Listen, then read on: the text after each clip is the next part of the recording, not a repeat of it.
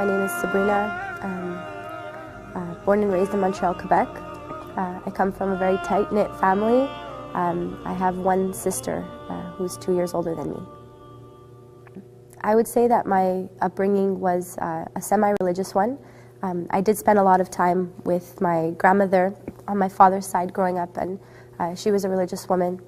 We used to go to church on Sundays, had catechism classes, so we did our, the baptism, the first communion, the confirmation, and prayed daily. So yes, I would say my upbringing was a semi-religious one. I do have a lot of memories from my childhood. Of course, like celebrating Christmas and Easter. There was always the Santa Claus and the Easter Bunny aspect of those holidays, and then you also have the more religious view of those holidays as well. And our family, we did celebrate the more religious views of those holidays. And I do have a lot of fond memories of praying with my grandmother, praying for our relatives that have passed away, also praying the rosary as well. I would say that I did happily identify myself as a Catholic at the time. We did read the Bible. We learned it in church on weekends. But I would say that I identified myself as a Catholic quite happily. My relationship with Jesus, peace be upon him, as a Catholic was a pretty strong one at the time growing up. I would say that daily prayers were absolutely important. I couldn't go to sleep without, praying that night, or else I would have like a guilty conscience. It just became like a habit that I had since, as I grew up, even as I became, a little bit more distant from the religion and, didn't attend church every Sunday as I got older. But I did always pray. That is something that I always kept as a daily thing. My views of Islam prior to converting, I was a teenager, of course, at the time, so I didn't really have a lot of knowledge of, different religions. I would just, the media did influence a lot of my opinion. I was quite ignorant to the religion and what it stood for and, what Islam really was. I just felt like it was something really foreign. Of course, I had, all the misrepresentations of the religion. I did have a negative view towards it based on the media and all the events that had happened.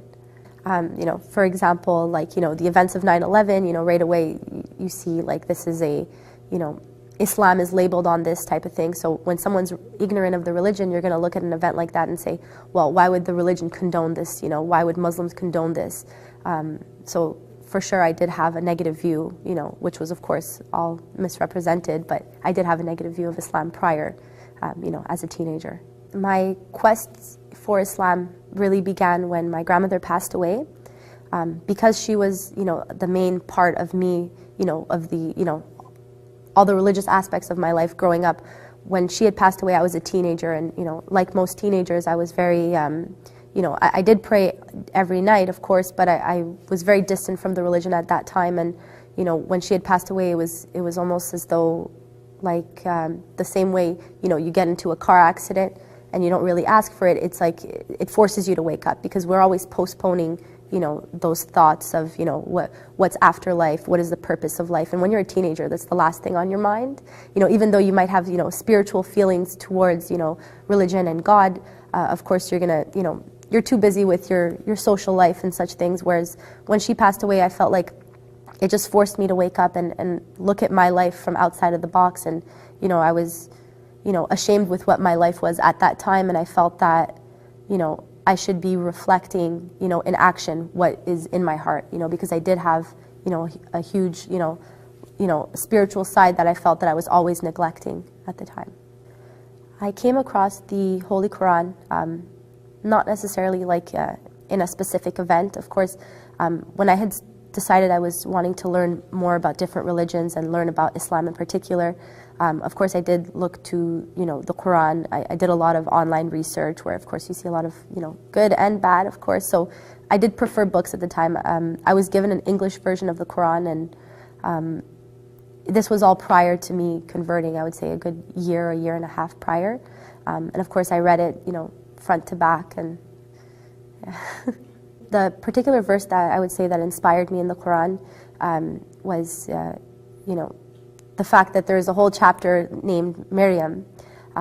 Of course, as, coming from a Catholic background, you're like, oh, this is so familiar to me, and then everything that, specific verses that talk about the Prophet Jesus, peace be upon him, of course, that, resonated with me, coming from a Catholic background, and the concept of Jesus. I would say, once I learned that from the Quran, I felt that it totally changed my whole aspect. My whole view of being a Catholic was totally shattered after reading Surat MARYAM. My view of hijab prior to learning about Islam, I would see Muslim women wearing it. I would assume that they were, either forced to wear it, or, that it was some sort of, written in stone rule that, it's like maybe they didn't want to wear it, but they felt that they had to as Muslims. So